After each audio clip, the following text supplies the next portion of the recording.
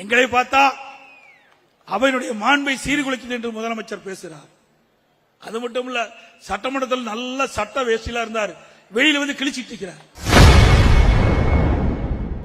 சட்டசபையில் மாண்பை மீறுவது திமுகவினர்தான் என எதிர்க்கட்சித் தலைவர் எடப்பாடி பழனிசாமி அதிமுக நிகழ்ச்சி மேடையில் தெரிவித்துள்ளார். உங்களுடைய அச்சத்திலிருந்து வெளிப்படுகிறது. அது மட்டும் இல்ல, நாங்களா அவை மாண்பை சீர்குலைச்சோம்.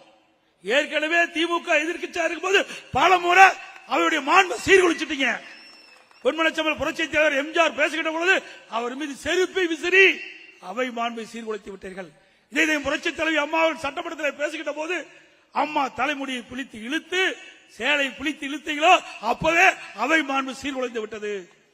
நான் முதலமைச்சராக தேர்ந்தெடுக்கப்பட்ட பிறகு மேதகு ஆளுநருடைய உத்தரவின் பேரிலே சட்டப்பேரவைத் தலைவர் சட்டமன்றத்தை கூட்டி நீங்கள் உடைய பெரும்பான்மை நிரூபிக்க வேண்டும் என்று ஆணை பிறப்பித்தார்கள். பெரும்பான்மை நிரூபிக்கின்ற அந்த நேரத்தில் வாக்கெடுப்பு நடத்தில் என்னுடைய மேஜை மீது ஏறி திமுக சட்டமன்ற உறுப்பினர் டான்ஸ் ஆடினாங்க.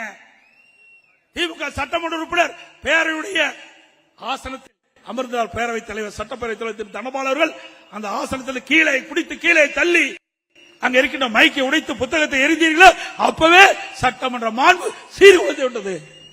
அண்ணா திமுக எப்பொழுதுமே சீர்குலைக்காது. எந்த காலகட்டத்திலும் சட்டமன்றத்தை மதிக்கக்கூடிய கட்சி, சட்டத்தை மதிக்கக்கூடிய கட்சி.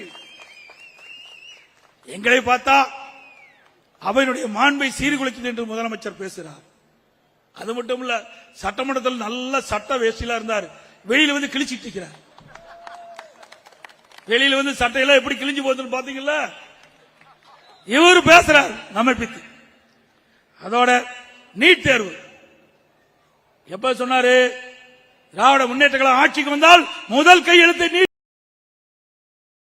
செய்திகளை உள்ளது உள்ளபடி தெரிந்து கொள்ள ரெஃப்ளெக்ட் நியூஸை சப்ஸ்கிரைப் பண்ணுங்க.